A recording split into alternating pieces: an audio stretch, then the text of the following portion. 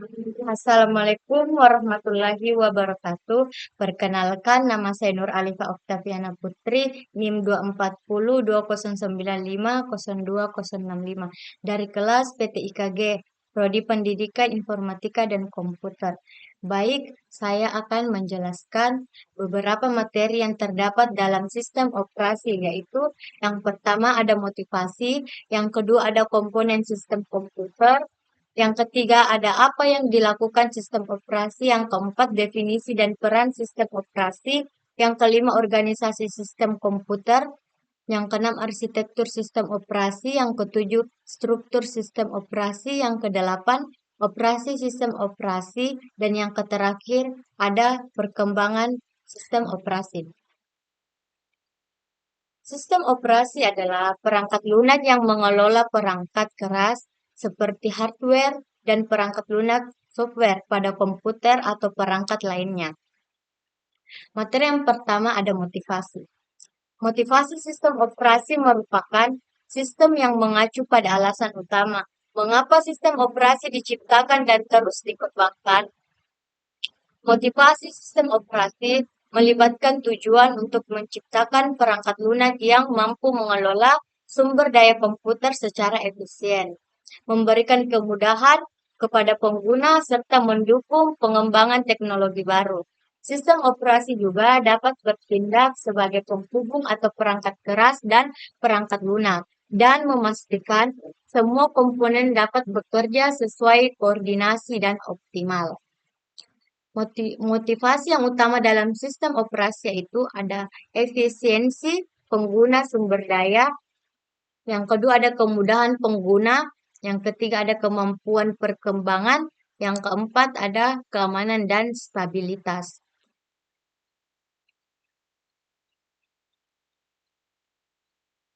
Yang kelima ada interoperabilitas dan adaptabilitas.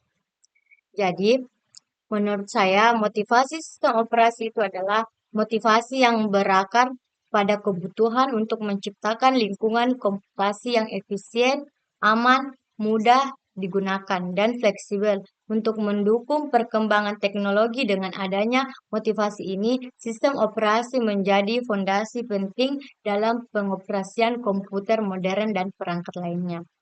Selanjutnya, materi komponen sistem komputer terdiri dari tiga komponen utama yang saling berinteraksi yaitu hardware, software, dan brainware. Yang pertama ada hardware, yaitu perangkat keras. Hardware adalah semua komponen fisik dari komputer yang dapat dilihat dan disentuh, dan ada beberapa komponennya yaitu input device, ada output device, dan ada strong device. Yang kedua ada software atau perangkat lunak. Software adalah program yang memberikan instruksi kepada hardware untuk menjalankan tugas tertentu. Ada dua jenis utama, software sistem software, termasuk sistem operasi seperti Windows, Linux, dan macOS, yang mengatur sumber daya perangkat keras dan menyediakan platform untuk menjalankan aplikasi. Selanjutnya ada application software, program yang dirancang untuk melakukan tugas tertentu bagi pengguna seperti Microsoft Word dan Excel. Yang ketiga ada brainware, yaitu perangkat otak komputer. Brainware merujuk pada pengguna atau operator komputer. Perangkat ini bertanggung jawab untuk mengoperasikan perangkat keras dan perangkat lunak, serta memastikan bahwa sistem komputer berfungsi dengan baik. Yang ketiga yaitu apa yang dimaksud dan yang dilakukan sistem operasi. Menurut saya, sistem operasi melakukan atau memainkan peran penting dalam mengelola sumber daya komputer agar dapat berfungsi secara efisien. Dan adanya fungsi-fungsi ini, pengguna dapat lebih efektif dalam memanfaatkan teknologi komputer untuk berbagai keperluan sehari-hari.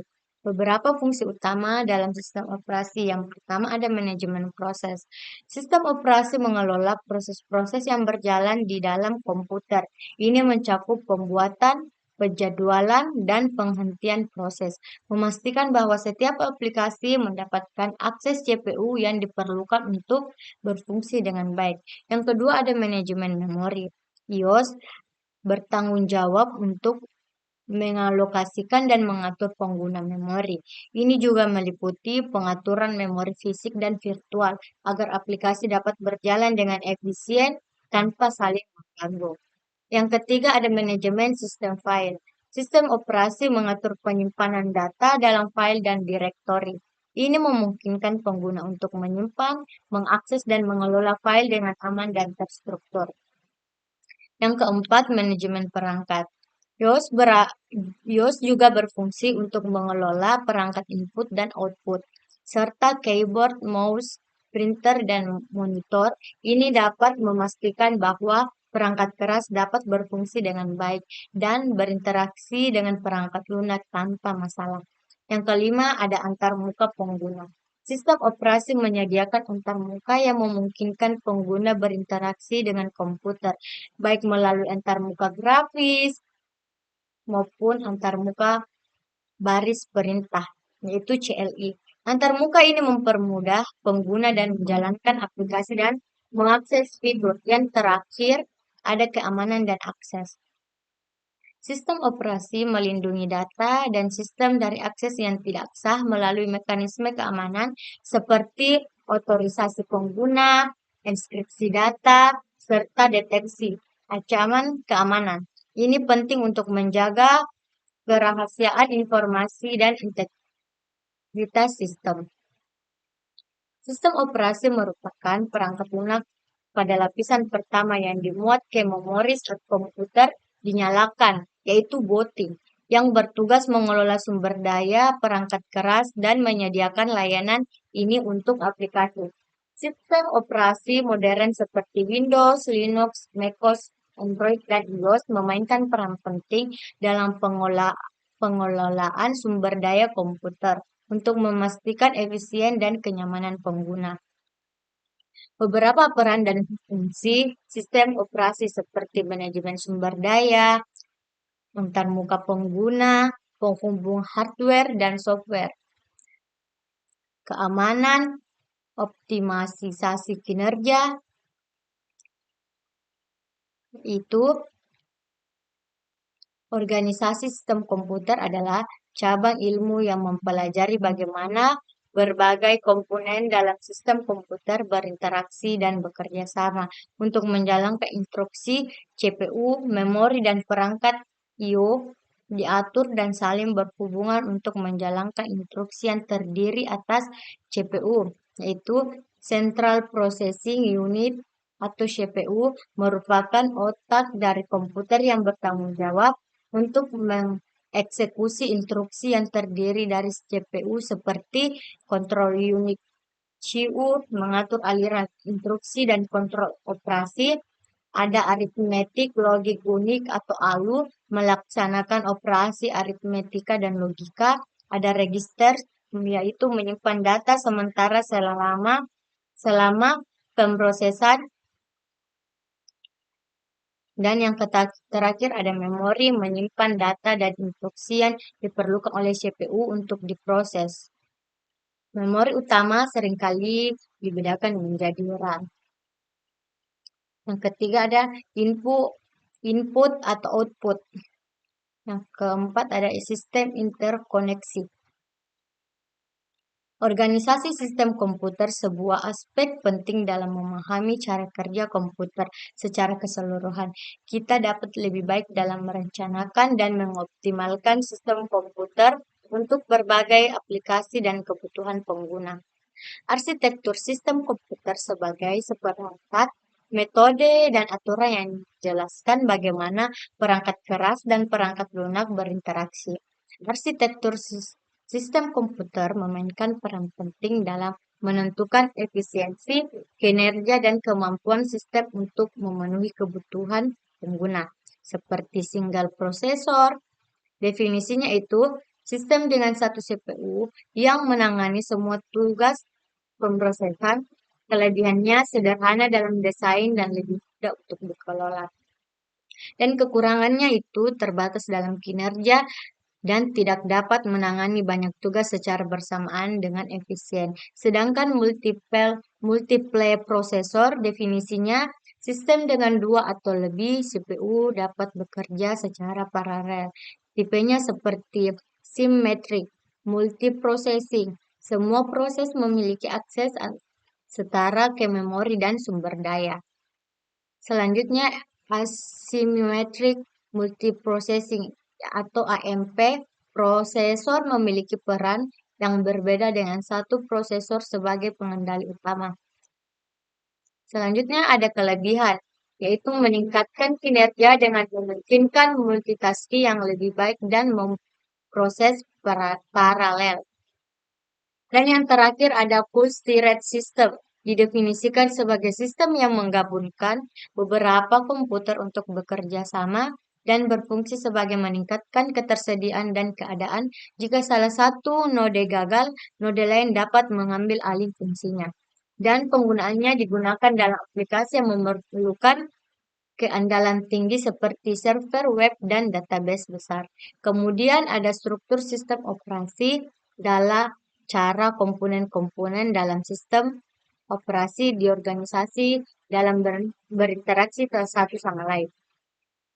Struktur sistem operasi sangat penting untuk memastikan efisiensi, stabilitas, dan kemudahan pengguna sistem komputer. Kita dapat merancang dan mengembangkan sistem operasi yang memenuhi kebutuhan serta aplikasi modern. Komponen utama dari struktur sistem operasi yaitu kernel, yaitu memastikan operasi dasar berjalan stabil. Yang kedua ada sel antarmuka, pengguna yang memungkinkan komunikasi dengan sistem operasi melalui perintah.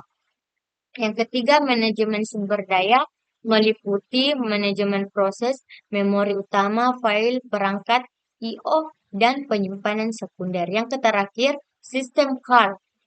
Program aplikasi meminta layanan dari kernel untuk menjalankan fungsi seperti membaca file atau mengalokasikan memori. Baik, selanjutnya ada sistem operasi merupakan perangkat lunak yang mengatur dan mengontrol perangkat keras serta menjalankan program aplikasi. Tanpa sistem operasi, komputer tidak dapat menjalankan aplikasi atau melakukan fungsi dasar lainnya. Dengan adanya peran dan fungsi sistem operasi, pengguna dapat lebih efektif dalam memanfaatkan teknologi informasi. Dan yang terakhir yaitu perkembangan sistem operasi mencerminkan kemajuan teknologi yang luar biasa dan luar bertransformasi untuk memenuhi kebutuhan pengguna di seluruh dunia. Yang pertama ada pada era awal 1945 sampai 1955, komputer masih sangat primitif dan tidak memiliki sistem operasi. Pengoperasian dilakukan secara manual dan menggunakan instruksi langsung pada perangkat keras. Contohnya komputer yang ada adalah ENIAC yang menggunakan tabung hampa udara dan dioperasikan melalui pengaturan fisik. Yang kedua ada sistem batch 1955 sampai dengan 1965 ditandai dengan pengenalan sistem batch processing di mana tugas-tugas diproses secara berkelompok tanpa intervensi pengguna.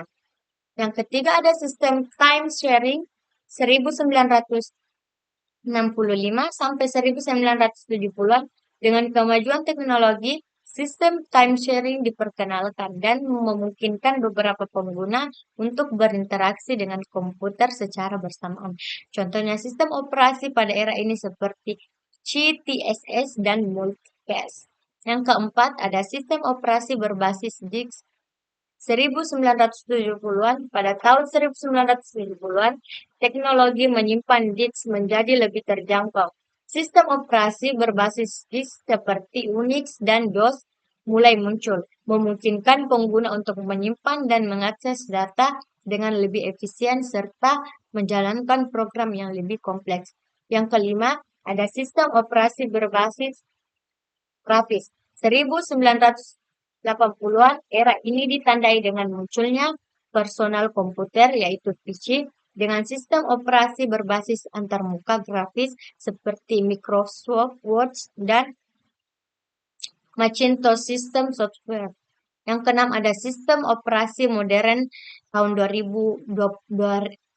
2000-an hingga sekarang.